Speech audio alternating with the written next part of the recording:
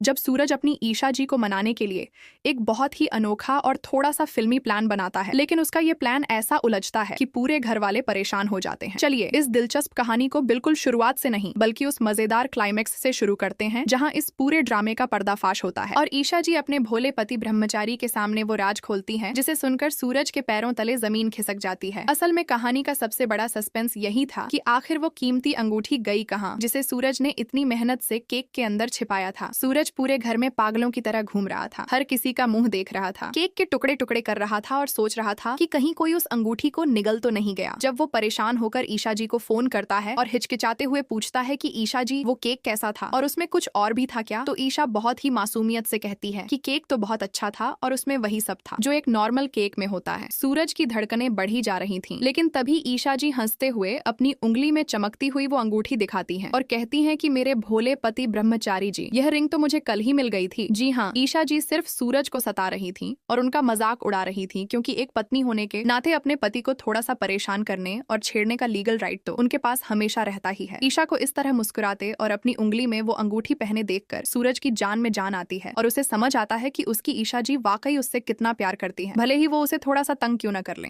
अब चलिए चलते हैं इस पूरी कहानी की शुरुआत पर कि आखिर यह सब शुरू कैसे हुआ और सूरज ने ईशा को प्रपोज करने के लिए क्या क्या पापड़ बेले। ड्रामे की शुरुआत होती है एक बेहद खूबसूरत और रोमांटिक नजारे से, जहां सूरज अपनी प्यारी ईशा जी का दिल जीतने के लिए एक जादुई माहौल बनाता है। सूरज कहता है कि ईशा जी, यह प्यार भरी दुनिया जो मैंने सिर्फ आपके लिए बनाई है उसमें आपका बहुत बहुत स्वागत है। वो ईशा को याद दिलाता है कि उनकी पहली इच्छा थी कि सूरज उन्हें प्रपोज करने के लिए सीधे पेरिस ले जाए, जहां दोनों एफिल टावर के सामने खड़े हों और आसमान से हल्की हल्की बर्फ गिर रही हो। सूरज ईशा से कहता है कि ईशा जी, अब आप अपनी आंखें बंद कीजिए और इमेजिन कीजिए कि गिरती हुई बर्फ को देखते हुए हम दोनों साथ में बैठकर ब्रेकफास्ट कर रहे हैं। इस रोमांटिक माहौल में बैकग्राउंड में एक खूबसूरत सा गाना बजने लगता है कि तू ना जरा सा भी मेरी तरह, ना कहीं से ना तेरी तरह, मिलके भी बोलो है आज नबी, कैसी है ये तुम ये बताओ। तभी ईशा अपनी आंखें खोलती हैं और थोड़ा सा नखरा दिखाते हुए कहती है कि सुपर हीरो को अपनी रूठी हुई पत्नी को कैसे मनाना चाहिए ये मैं बताती हूँ। उसे तो मुझे पेरिस ले जाकर एफिल टावर के सामने ब्रेकफास्ट करवाना चाहिए, फिर वहाँ से सीधे माचू पिचू ले जाना चाहिए, जहाँ हम दोनों एक खूबसूरत कैंडल लाइट डिनर करें, टेबल पर बैठकर प्यारी प्यारी रोमांटिक बातें करें, और जब हम वापस इंडिया लौटें तो वो सबसे पहले मुझे दुनिया के सबसे बड़े अजूबे यानी ताजमहल लेकर जाए और वहाँ घुटनों के बल बैठकर सबके सामने मुझे प्रपोज करे, तब जाकर कोई बात बनेगी। ईशा की ये बातें सुनकर सूरज बिल्कुल भावुक हो जाता है और कहता है कि ईशा जी, मैं आपसे इतना बेइंतहा प्यार करता हूँ कि अगर आप मजाक में भी कुछ कह देंगी तो मैं उसे सच करने के लिए अपनी पूरी जान लगा दूंगा। वो आगे कहता है कि भले ही ये एफिल टावर और माचू पिचू जो मैंने यहाँ बनाए हैं वो नकली हों, लेकिन मेरे दिल में आपके लिए जो मोहब्बत है वो 100% असली है। सूरज कहता है कि ये दुनिया मेरे लिए जन्नत बन चुकी है क्योंकि इसमें आप मेरे साथ खड़ी हैं और यही मेरा असली माचू पिचू है। सूरज भावुक होकर कहता है कि ईशा जी, अब आपके बिना एक पल भी जीना मेरे लिए बहुत मुश्किल है। मैं अपनी पूरी जिंदगी और अगर जन्मों जन्मों की कहानी सच है तो आने वाले हर एक जन्म में सिर्फ और सिर्फ आपका साथ चाहता हूँ। वो ईशा का शुक्रिया अदा करते हुए कहता है कि ईशा जी, आपने मुझ जैसे गुंडे को एक भला इंसान बना दिया, मुझे जिंदगी जीने का सही तरीका सिखाया, नए सपने दिए और मुझे खुलकर हंसना सिखाया। अब मैं आपसे एक पल के लिए भी दूर नहीं रह पाऊंगा। आई लव यू ईशा जी। सूरज की ये बातें सुनकर ईशा का दिल पूरी तरह पिघल जाता है और दोनों के बीच का रोमांस 7वें आसमान पर होता है। तभी वहाँ सूरज का भाई और दोस्त आ जाते हैं और सूरज कहता है कि इतने लंबे वक्त के बाद आज हम दोनों फिर से एक साथ हैं, तो आज हम साथ मिलकर अपना पहला केक काटेंगे। लेकिन तभी सूरज का भाई उसे टोकता है और कहता है कि अरे सुन सुन सुन, ये केक अभी मत काटो, जब तेरी ईशा आएगी तब काटना, ताकि उसे एक मस्त सरप्राइज मिले। इस पर दूसरा भाई दिमाग लगाते हुए कहता है कि सरप्राइज, इसका मतलब तुमने जरूर इस केक के अंदर अंगूठी छिपाई है ना, तुमने अपना वही पुराना आईएएस वाला दिमाग चला ही लिया। सूरज का भाई हंसते हुए कहता है कि केक के अंदर रिंग छिपाने का आइडिया एकदम हटके है ब्रदर। लेकिन तभी दूसरा भाई कहता है कि ये एकदम बकवास, घटिया और घिसा पिटा आइडिया है। ये आइडिया पहले आरव ने दिया था और मैंने साफ मना कर दिया था, लेकिन तुम न जाने कहां से वही घिसा पिटा आइडिया दोबारा उठा लाए। वो लोग आपस में बहस करने लगते हैं कि अंगूठी आखिर केक के किस हिस्से में है, लेकिन सूरज कहता है कि अब वक्त की नजाकत को समझो, अंगूठी इसी केक के अंदर है और वो किधर है ये तो केक कटने के बाद ही पता चलेगा, क्योंकि सच कहूँ तो खुद मुझे भी नहीं पता कि वो किस तरफ चली गई है, इसलिए अभी इसी से काम चला लो। सूरज ईशा से कहता है कि ईशा जी, चलिए अब केक काट